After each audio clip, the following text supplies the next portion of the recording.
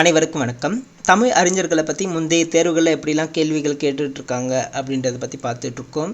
So அந்த வகையில் இன்றைக்கி பிச்சமூர்த்தி அவர்களை பற்றி பார்க்கலாம். ஏற்கனவே நம்ம 20 தலைப்பு அறிஞர்களை பற்றி பார்த்துருக்கோம். அதுக்கான ப்ளேலிஸ்ட் கீழே டிஸ்கிரிப்ஷனில் கொடுக்குறேன், செக் பண்ணி பார்த்துக்குங்க. ஸோ இப்போ 21வதாக பிச்சமூர்த்தி அவர்களை பற்றி பார்க்கலாம். ஸோ இவர் சிலபஸில் எங்கே வராரு அப்படின்னு பார்க்கும்போது 3வது தலைப்பு பகுதியில் 3வது தலைப்பு புது கவிதை அப்படின்ற தலைப்பு கீழே வராரு. ஸோ இப்போ இதில் ஃபஸ்ட்டு பிச்சமூர்த்தி. ஏற்கனவே சீசு செல்லப்பா அவர்களை பற்றியும் பார்த்துட்ருக்கோம். ஓகே, பிச்சமூர்த்தி அவர்களுடைய இயற்பெயர் அப்படின்னு பார்த்தோம்னா வேங்கட மகாலிங்கம்.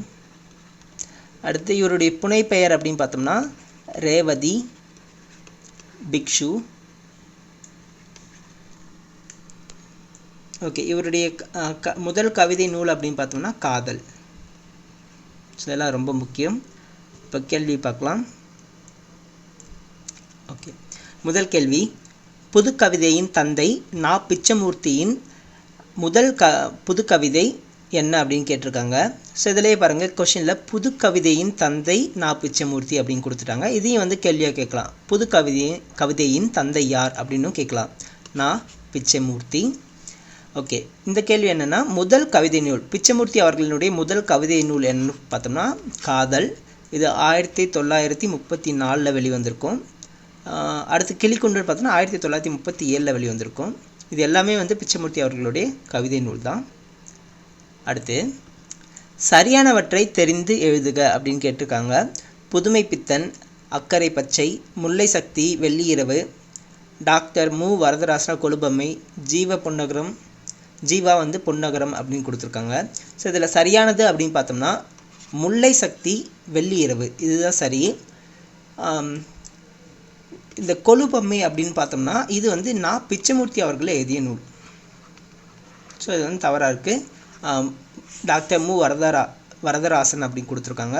ஸோ இது தவறு. ஸோ இந்த இடத்துல நம்ம பார்க்க வேண்டியது கொலுபொம்மை பிச்சமூர்த்தி அவர்களுடைய நூல். ஓகே, அடுத்த கேள்வி பார்க்கலாம். முள்ளும் ரோஜாவும் என்ற சிறுகதையின் ஆசிரியர் யார்? ஸோ கேள்வியை படிக்கும்போது முள்ளும் ரோஜாவும் என்ன கதை அப்படின்னு பார்த்துங்க, கதையா நாவலா அப்படின்னு பார்த்துங்க. ஒரு சில நேரங்களில் சிறுகதையின் பிச்சமூர்த்தி அவர்களின் சிறுகதையை தேர்ந்தெடுத்து எதுக அப்படின்ற மாதிரிலாம் கொடுத்துட்டு எல்லா நூலும் கொடுத்துட்றாங்க. ஸோ அப்போ வந்து சிறுகதையா இல்லை கவிதை நூலா நாவலா அப்படின்னு தெரியாமல் போயிடுது. ஸோ இப்போ நம்ம ஏற்கனவே ஒரு புது கவிதை பார்த்தோம், காதல். இப்போ வந்து சிறுகதைன்னு சொல்லியிருக்காங்க. முள்ளும் ரோஜாவும் வந்து சிறுகதை. ஓகேங்களா? முள்ளும் ரோஜாவும் என்ற சிறுகதையின் ஆசிரியர் யார்? பிச்சமூர்த்தி. அடுத்து 4வது கேள்வி, பொறுத்துக. நட்சத்திர குழந்தைகள் பிஎஸ் ராமையா. 2வது கணையாழியின் கனவு கல்கி. ஸோ கல்கி வருது பொன்னியின் செல்வன், கணையாழியின் கனவு ரெண்டுமே முக்கியம். அடுத்து பிரபந்த கானம் மௌனி. 4 கொலுபொம்மை பிச்சமூர்த்தி. இப்போ தான் பார்த்தோம் கொலுபொம்மை பிச்சமூர்த்தி. 3. ஸோ சரியான விடை 2, 1, 3, 4. அடுத்து பொருந்தாத நூலை கண்டறிக. புதுமை பித்தனால் எழுதப்படாத நூல் அப்படின்னு கேட்டிருக்காங்க. ஸோ ஏன் புதுமை பித்தனால் எழுதப்படாத நூல் இங்கே கொண்டு வந்தோம் அப்படின்னு பார்த்தோன்னா முள்ளும் ரோஜாவும் ஆப்ஷனாக கொடுத்துருக்காங்க. இது வந்து பிச்சமூர்த்தி அவர்கள் எழுதிய நூல். பிச்சமூர்த்தி. ஓகே, அடுத்த கேள்வி, பொருந்திய இணையை கண்டறிக. பொதுவாக பொருந்தாத இணைன்னு கொடுத்துருப்பாங்க, இந்த இடத்துல பொருந்திய இணைன்னு கேட்டிருக்காங்க. நல்லா பார்த்துங்க. பொருந்திய இணையை கண்டறிக அப்படின்னு கேட்டிருக்காங்க. பொங்கல் வழிபாடு பிச்சமூர்த்தி. சரி.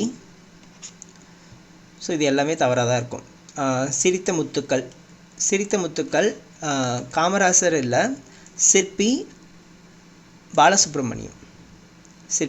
பாலசுப்ரமணியம். அடுத்து வீரகாவியம் நம்ம ஏற்கனவே பார்த்துருக்கோம், முடியரசனுடைய நூல். அடுத்து தஞ்சைவாணன் கோவை ஜெயங்கொண்டா அப்படின்னு கொடுத்துருக்காங்க. இது தவறு.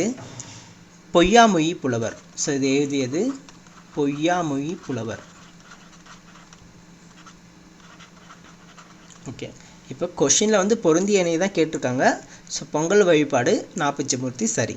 ஸோ இப்போ நம்ம பிச்சமூர்த்தி அவர்களுடைய 4 நூல்களை பார்த்துட்டோம். ஒன்று வந்து காதல், அடுத்து வந்து முள்ளும் ரோஜாவும், இப்போ வந்து பொங்கல் வழிபாடு. அதுக்கப்புறம் இந்த பொறுத்துக்களை ஒரு நூல் பார்த்துருப்போம், கொலுபொம்மை. ஓகேங்களா. அடுத்து 7வது கேள்வி, தவறான இணைகளை தேர்ந்தெடு அப்படின்னு கேட்டிருக்காங்க. ஸோ பாரதியார், நாப்பிச்சமூர்த்தி அன்னம் எடுத்தது இல்லை. பாரதியார் இந்தியா விஜயா சரியாக இருக்குது. பெருஞ்சித்தனா தென்மொழி தமிழ் சிட்டு, இது இவருடைய இதழ் தான், இதுவும் சரியாக இருக்குது. ராஜேந்திரன் நவ இந்தியா ஹனுமன் தவறாக இருக்குது. ஆக்சுவலாக நாப்பிச்சமூர்த்தி வந்து நவ இந்தியா ஹனுமன் வரணும், ராஜேந்திரன் அன்னம் எடுத்தது வரணும். ஸோ இது 2 தவறாக இருக்குது. அப்போ 1, 4 தவறாக இருக்குது. ஸோ ஆப்ஷன் பி, 2வது ஆப்ஷன் தான் சரியாக இருக்குது.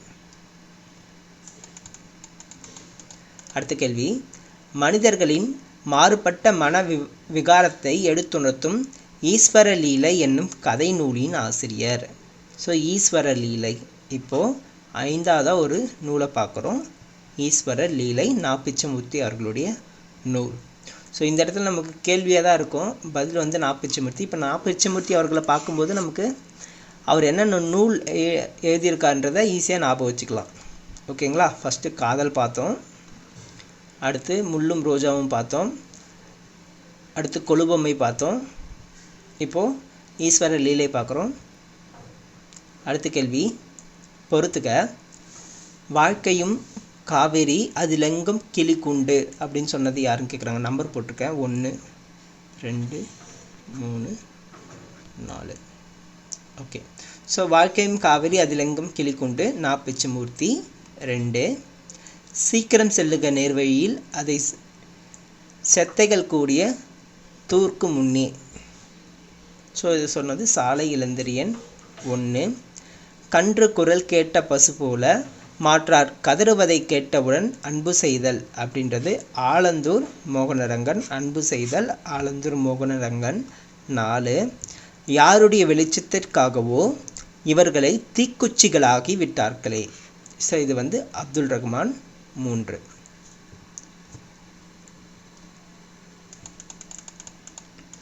அடுத்து, உயிரின் முயற்சியே வாழ்வின் மலர்ச்சி என்று கூறியவர். உயிரின் முயற்சியே வாழ்வின் மலர்ச்சி என்று கூறியவர் நாப்பிச்சமூர்த்தி அவர்கள். அடுத்து பொறுத்துக்க, புது கவிதையின் மறுபிறப்பிற்கு வித்திட்டவர். புது கவிதையின் மறுபிறப்பிற்கு வித்திட்டவர் நாப்பிச்சமூர்த்தி. ஸோ ஏற்கனவே முதல் இதிலே பார்த்துருப்போம், புது கவிதையின் தந்தை அப்படிங்க முதல் கேள்வியிலே பார்த்தோம். ஸோ அப்போ புது கவிதையின் மறுபிறப்பிற்கு வித்திட்டவர் நாப்பிச்சமூர்த்தி. புது கவிதை செய்மையுற காரணமானவர் வந்து சேசு செல்லப்பா. அடுத்து, புது கவிதை வரலாற்றில் ஒரு துருவ நட்சத்திரம் சுந்தர ராமசாமி. 1, யாப்பறிந்து யாப்புடைத்த புது கவிஞர் மணி நான். 2. ஸோ 3 4 1 2. அடுத்த கேள்வி, நாப்பிச்சமூர்த்தி என்ற கவிஞரின் இயற்பெயர் என்ன அப்படின்னு கேட்டிருக்காங்க. ஸோ இப்போ ஏற்கனவே பார்த்தோம், வேங்கட மகாலிங்கம், அதுதான் பிச்சமூர்த்தி அவர்களுடைய இயற்பெயர். ஸோ கனகசபை அப்படின்றது ஆக்சுவலாக கனக சுப்புரத்தினம் அப்படின்றது பாரதிதாசனுடைய இயற்பெயர். ஆனால் கனகசபை அப்படின்றது இவருடைய அப்பாவுடைய பெயர். ஓகே. அடுத்து ராஜகோபால். ராஜகோபால் அப்படின்றது கவிஞர் சுரதா அவர்களுடைய இயற்பெயர். அடுத்து அரங்கசாமி என்கிற எத்திராசலு, இது வந்து வாணிதாசன் அவர்களுடைய இயற்பெயர். அடுத்து, வேங்கட மகாலிங்கம் என்ற இயற்பெயர் கொண்ட கவிஞர். வேங்கட மகாலிங்கம். நான் பிச்சமூர்த்தி, இங்கே நான் கொடுக்காம பிச்சமூர்த்தி மட்டும் கொடுத்துருக்காங்க. இதுவே வேங்கட ரத்தினம் ஊவேசா. வேங்கட ரத்தினம் ஊவேசா. வேங்கட மகாலிங்கம்னா நான் பிச்சமூர்த்தி. ஸோ அது கன்ஃபியூஸ் ஆகும், அதை பார்த்துக்க. அடுத்து, பாரதிக்கு பின் கவிதை மரபில் திருப்பம் விளைவித்தவை யாருடைய படைப்புகள்? ஸோ பாரதிக்கு அப்புறம் புது கவிதை மரபில் திருப்பம் விளைவித்தவர் யார் அப்படின்னு கேட்குறாங்க. ஸோ புது கவிதையின் தந்தை நா பிச்சமூர்த்தி அவர்கள் தான். அடுத்து, ரேவதி என்ற புனைப்பெயரில் படைப்புகளை எழுதியவர் யாருன்னு இப்போ 2022 ஒரு இதில் கேட்டிருக்காங்க. நா. பிச்சமூர்த்தி அவர்கள். ரேவதி புனைப்பெயர் வந்து நா. பிச்சமூர்த்தி. அதே போல் பிக்ஷு என்ற புனைப்பெயரும் நா. பிச்சமூர்த்தி அவர்கள் தான். ஸோ பிக்ஷு, ரேவதி ஆகிய புனைப்பெயர்களில் படைப்புகளை எழுதியவர் யார்? நா. பிச்சமூர்த்தி. அடுத்து புது கவிதையின் தந்தை என போற்றப்படுபவர் நா. பிச்சமூர்த்தி. வழக்குரைஞராகவும் இந்து சமய அறநிலைய பாதுகாப்புத்துறை அலுவலராகவும் பணியாற்றிய கவிஞர். வழக்குரைஞர், இந்து சமய அறநிலை பாதுகாப்புத்துறை அலுவலர் பணியாற்றியது நா. பிச்சமூர்த்தி. ஸோ இதை வந்து ஈஸியாக ஞாபகம் வச்சுக்கலாம். பொதுவாக எல்லாருமே வந்து தமிழ் ஆசிரியராக இருந்திருக்காங்க. இப்போது இதில் வந்து கொஞ்சம் வித்தியாசமாக வழக்குரைஞர், இந்து அறநிலைத்துறை அதிகாரி. ஓகே. 19. பின்வருவனவற்றில் சரியானவை எவை? வெங்கடகிருஷ்ணன் என்னும் இயற்பெயர் கொண்ட நா. பிச்சமூர்த்தியின். வெங்கடகிருஷ்ணன் அப்படின்றது தவறு. வெங்கட மகாலிங்கம். ஓகேவா? அப்போ இது தவறு. ஓகே, இருந்தாலும் ஃபுல்லாக படிச்சிடலாம். இயற்பெயர் கொண்ட நா. பிச்சமூர்த்தியின் சிறந்த கவிதை நூல் நா. பிச்சமூர்த்தியின் கவிதைகள். இது கரெக்டு, ஆனால் இயற்பெயர் தவறாக இருக்குது. அப்போ இது தவறு. கவிதைகள், மரபு கவிதைகள், புது கவிதைகள், ஓரங்க நாடகங்கள் ஆகியவற்றை நா. பிச்சமூர்த்தி எழுதியுள்ளார். இது சரி. திரிசிறுபுரம் மீனாட்சி சுந்தரனார் என்பதற்கும் மேற்பட்ட நூல்களை இயற்றியுள்ளார். சரி. உவேசாவின் தலைமாணாக்கர் மகாவித்வான் மீனாட்சி சுந்தரனார். தவறு. ஸோ மீனாட்சி சுந்தரனுடைய மாணவர் தான் உவேசாவினுடைய மாணவர்னு கொடுத்துட்ருக்காங்க. இது தவறு. இப்போ கொஸ்டின் என்ன கேட்குறாங்க? சரியானவை எவை அப்படின்னு கேட்குறாங்க. 2ம் 3ம் சரி. ஓகே, அடுத்த கேள்வி பார்க்கலாம்.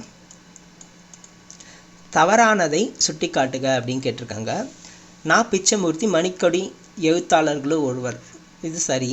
நா. பிச்சமூர்த்தி காட்டுவாத்து என்னும் கவிதையினை எழுதியுள்ளார். ஸோ இதுவும் சரி. நா. பிச்சமூர்த்தி புதுக்கவிதை முன்னோடி எனப்படுகிறார். இதுவும் கரெக்டு. புதுக்கவிதையினுடைய முன்னோடி, பிதாமகன், புதுக்கவிதையின் தந்தை அப்படிலாம் சொல்கிறது நா. பிச்சமூர்த்தி தான். சரி. நா. பிச்சமூர்த்தி ஞானபீட விருது பெற்றவர் அப்படின்னு கொடுத்துருக்காங்க. இது தவறு. இதுதான் நமக்கான ஆன்சர். இப்போ இந்த ஞானபீட விருது அப்படின்னா 2 பேர் தான் வாங்கியிருக்காங்க. ஒருத்தர் வந்து அகிலன் அவர்கள் வாங்கியிருக்காங்க. அடுத்து ஜெயகாந்தன். ஸோ இவங்க 2 பேருக்கும் தான் ஞானபீட விருது கிடைச்சிருக்கு.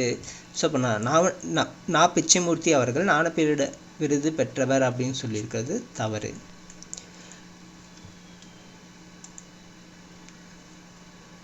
Okay, thank you.